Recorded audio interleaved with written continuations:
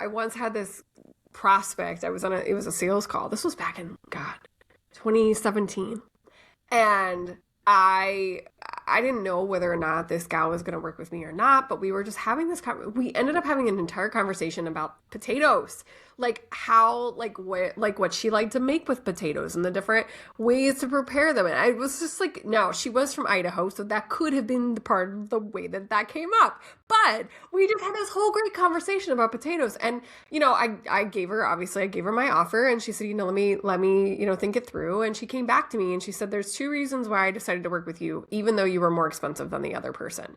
Thing number one, you actually took the time to listen to me and have a real conversation. We talked about potatoes, and that was just the best.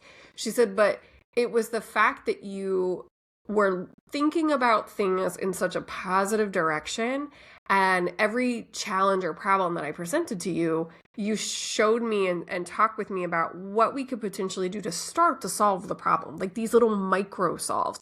She said, you didn't know if it was going to end up being the thing I needed to do, but you could see where to start. She said, and that knowing where to start really was the thing that made me decide to go with you.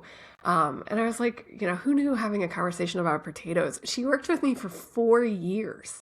And that conversation turned into a 4-year client coach relationship, which I cherish. We're still friends to this day. She's done my branding, and we just have, but who would have thought over such a simple and relaxed conversation that something like that could happen?